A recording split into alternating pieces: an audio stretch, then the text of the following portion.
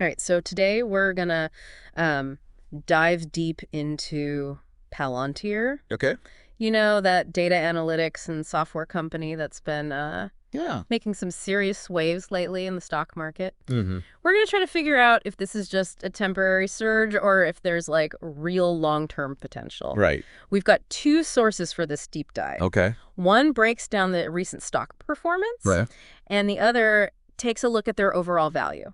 Okay. It's going to get fascinating, Right. especially when we get into the role of AI in all this. Yeah. Yeah. You won't believe what their CEO has to say about it. Absolutely. So Palantir. Palantir's always been an interesting company. Yeah, We do a lot of work behind the scenes with government agencies. right. But now they're stepping into the spotlight, and investors are taking notice. Okay, so let's start with their performance in the last quarter of 2024. All right. They absolutely blew past expectations Yeah. with a 36% year-over-year revenue growth. That's huge. And when we say blue past, we mean it. Right. They brought in $827.5 million in revenue, Wow. while analysts were only expecting $781.2 million. Okay. That's a pretty big statement, especially for a company that's trying to prove itself in a new market. Now here's where it gets really interesting. Okay. That growth wasn't just from their usual government contracts. Right. Their U.S. commercial revenue, that's business from private companies, Okay. shot up by 45%. Wow. It seems like they're successfully branching out. Exactly. Shows they're not just putting all their eggs in one basket, Right. and that their technology has applications beyond government work. Yeah. That kind of diversification is a good sign for long-term stability. And speaking of future prospects, Okay. the value of deals Palantir closed Yeah. almost doubled year over year. Really? 99% increase. That's impressive. Plus, their projections for the first quarter of 2025 and the entire fiscal year are way above what analysts were predicting. So they're exceeding expectations consistently. Yeah. That kind of consistent overperformance builds a lot of confidence among investors. Right. When a company keeps exceeding expectations, it sends a signal that they know what they're doing and have a solid plan for the future. All right, let's talk about AI. Yeah. Artificial intelligence. It's the elephant in the room. It's the hottest topic in tech right now, It is. and Palantir is positioning themselves as a leader. Yeah. They've even developed something called the Artificial Intelligence Platform, Hmm. or AIP, which is piquing investor interest. So what is that exactly? Like, what does that do? I think maybe. How would you explain it? You can explain this better. Think of it this way. AIP allows companies to leverage AI without needing to build their own complex systems from scratch. Okay. It's like a toolbox for making AI work for your specific needs. Right. Whether you're a bank trying to detect fraud or a manufacturer optimizing your supply chain. Mm. It's a powerful concept, especially in a world where data is becoming increasingly valuable. Their CEO, Alexander Karp, has even said that Palantir is aiming to lead the AI wave. Bold statement. He seems pretty confident. Yeah, well, that confidence is definitely attracting attention from Wall Street. Oh, yeah. Analysts are throwing around terms like transformational and game changer when they talk about Palantir. Okay. Some big names like Wedbush, Yeah. Bank of America, UBS, Hmm? and even Morgan Stanley, who were previously skeptical, Wow. have upgraded their ratings and price targets. So Bank of America went as far as to say, They said that Palantir is enabling and leading the AI revolution. Wow, those are strong words. Strong words indeed. And UBS, even while acknowledging Palantir's high valuation, Right. thinks it's justified compared to similar companies, especially considering their recent performance. These positive assessments from major financial institutions carry a lot of weight. Yeah. When analysts who were once cautious start changing their tune, it makes other investors pay attention. So there's a lot of hype surrounding AI stocks in general, but it seems like Palantir's surge is rooted in something more concrete. Yeah. Their financials are improving, their technology is cutting edge, and they have a strong leadership team. That said, we have to acknowledge that their valuation is high. Right. Metrics like price to sales and price to earnings ratios are significantly above average, Okay. which suggests investors are betting big on Palantir's future. So for someone who's not a financial expert, what do those ratios actually mean? Well, imagine a company is like a fruit tree. Okay. The price to sales ratio compares the price you're paying for the tree to the amount of fruit it's currently producing. I see. A high ratio means you're paying a premium betting that the tree will yield a lot more fruit in the future. Interesting. Price to earnings works similarly, but instead of fruit, it's looking at profits. Okay, I get it. Yeah, So the market is expecting big things from Palantir down the road. exactly. But the question is, The big question. can they deliver? That's what we're going to explore in part 2. All right, so listeners, stay tuned. We're about to get into the nitty-gritty of Palantir's business Okay. and see if they can live up to the hype. Looking forward to it. We'll be back right after this. All right. Welcome back. So we left off talking about We were talking about Palantir's goals, ambitious goals. ambitious goals, and They're rather high valuation. yeah, their high valuation. It's easy to get caught up It's easy to get swept up in all the in the excitement around the tech, of their technology and Yeah. all the AI stuff. the potential of AI. But we need to look beyond the numbers Yeah. and consider the bigger picture. Absolutely. You know what I mean? Like, what are the real world implications? Yeah, behind all the data Yeah. and algorithms, there's, Real people. real people. Yeah. I mean, Palantir's software is being used. Right. It's not just theoretical. Yeah. This is like real world stuff. By governments and organizations around the world to make decisions To make decisions that affect. that affect people's lives. Yeah, absolutely. Oh. We know they've been involved in some pretty Yeah. high stakes situations. Yeah, From counterterrorism efforts right. to disaster response. Mm. Their technology has been used to track down criminals, Wow. disrupt smuggling rings, Well, even assist with humanitarian aid distribution. that's some serious responsibility. Yeah. No wonder they've cultivated a bit of a They're kind of mysterious over the years. reputation over the years. Right. And it's understandable, I think, when Yeah. you're dealing with sensitive information. Right. National security, Yeah. a certain level of discretion is necessary. Mm. But that lack of transparency can also make investors uneasy. Right. That, they're this powerful force operating behind the scenes, Yeah. but it's hard to fully grasp what they're doing and how they're doing it. It seems like a bit of a double-edged sword. Yeah. Their secretive nature adds to the intrigue, It's interesting. but also raises questions about their long-term sustainability. Hmm. What if they lose a major government contract? Right. What happens then? Could that send their stock plummeting? That's a valid concern, and I think it's one of the reasons Yeah. their push into the commercial sector is so crucial. Right. If they can successfully diversify their revenue streams Mhm. and reduce their reliance on government contracts, Yeah. they'll be in a much stronger position for the long haul. And it seems like they're making progress on that front. Oh, We yeah. talked about those impressive U.S. commercial revenue numbers in part 1. Right. That 45% growth year over year Yeah. suggests they're gaining traction in the private sector. Yeah, it really does. Yeah. It indicates that their technology has applications far beyond government work. Right.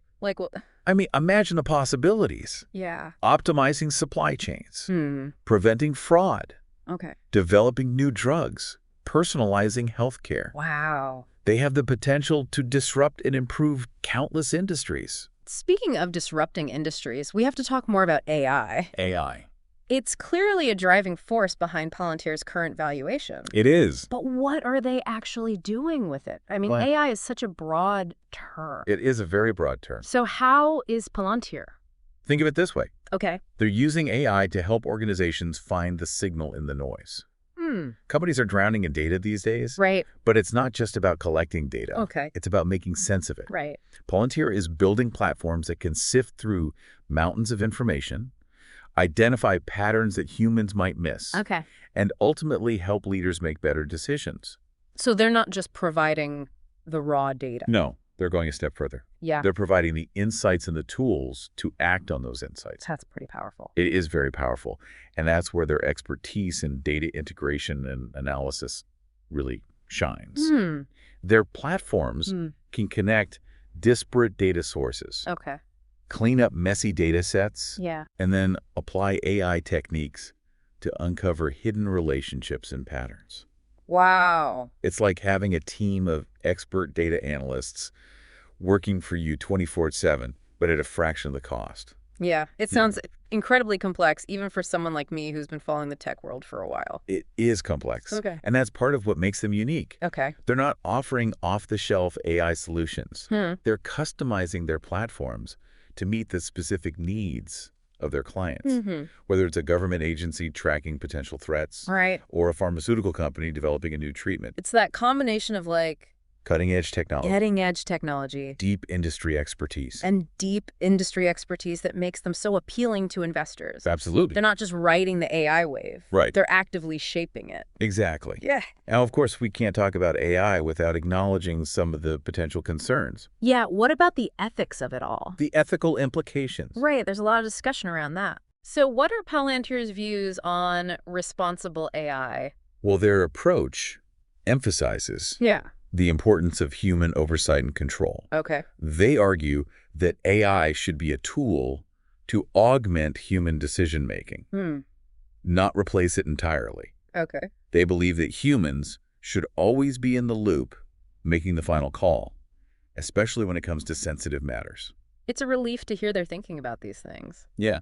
AI has the potential to do so much good. It does. But it's important to proceed with caution. Absolutely. And make sure we're using it responsibly. We need to have open conversations about these issues and ensure that AI is being developed and deployed ethically. Okay, so we've talked about Palantir's push into the commercial sector, their AI advancements, their approach to responsible AI. Yeah. But what about the competition? The competition, that's a great question. The world of data analytics and AI is getting crowded. It is a crowded space. So how are they stacking up against other players? Right, that's what we need to look at next. Let's dive into that competitive landscape. Great listeners, stay with us as we explore who Palantir is up against All right. and what makes them stand out from the crowd. All right. We'll be right back after a quick word from our sponsors. Okay, so we're back. All right. And ready to tackle the numbers. Let's do it. We've covered a lot of ground. We have. From Palantir's, impressive growth and AI ambitions. Right. To their push into the commercial world. Yeah. And their stance on responsible AI. Now it's time to see if their financials actually back up all the hype. Right. Let's get into it. Okay. Let's start by revisiting those sky-high valuation multiples we mentioned earlier. Okay. Remember, we're talking about price to sales and price to earnings ratios that are significantly above market averages. Yeah, those numbers can be intimidating. They can be. For anyone who isn't a financial expert. Yeah. So what do they actually tell us? What do they mean? About Palantir's current value. And future prospects. Think of it this way. Imagine you're buying a bakery. Okay. The price to sales ratio compares the price you're paying for the bakery to the amount of bread it's currently selling. Okay. A high ratio suggests you're betting that the bakery will sell a lot more bread in the future, justifying the premium price you're paying today. So investors are essentially baking in expectations for future growth. Right. They're baking in those expectations. Into Palantir's current stock price. Exactly. Interesting. If Palantir continues on its current trajectory and even accelerates its growth, their stock price could continue to climb. Okay. But if they miss their targets or growth slows down, that stock price could take a hit. It's a high-risk, high-reward scenario. So it's they're on this tightrope, Yeah, like walking a tightrope. And balancing the potential for massive gains. Huge gains. With the risk of a steep fall. It could go either way. Right. And remember, it's not just about internal factors like revenue growth and profitability. Yeah. External forces like macroeconomic conditions, interest rates, overall market sentiment can also impact a company's stock price. Right. Even the most promising company can get caught in a market downturn. Okay, so how do we weigh all these factors and make a judgment call on Palantir's current valuation? Yeah. How do we make sense of it all? It seems like there's a lot to consider. There is a lot to consider. On the positive side, Palantir is operating in a market that's expanding rapidly. Right. The demand for data analytics and AI solutions is only going to increase in the years to come. They've also proven their ability to innovate and attract top talent in a highly competitive field. And their leadership team, right, especially CEO Alex Karp, seems to have a very clear vision for the future. Strong leadership is definitely a plus. Yeah. Their focus on AI, particularly with their artificial intelligence platform, puts them in a good position to capitalize on the advancements in this transformative technology. But we can't ignore the potential downsides. We can't. Their high valuation, the intensifying competition, and their reliance on government contracts are all legitimate concerns. Yeah, those risks can't be brushed aside. So is Palantir a risky bet or a once-in-a-generation opportunity? That is the million-dollar question. It seems like the answer isn't so clear-cut. It really depends on your individual risk tolerance and investment goals. Okay. Some investors might be comfortable with the higher risk in pursuit of potentially outsized returns, while others might prefer a more conservative approach. There's no right or wrong answer. It's about finding what aligns best with your individual circumstances. I think that's a great point to emphasize. That's an important point. There's no one-size-fits-all answer when it comes to investing. Right. It's important to do your own research. Absolutely. Weigh the pros and cons and make an informed decision. Couldn't have said it better myself. So we hope this episode has provided you with valuable insights. Some food for thought. And given you a better understanding of Palantir, their potential, and the challenges they face. Lots to think about. Remember, the future of data analytics is unfolding right before our eyes. It is.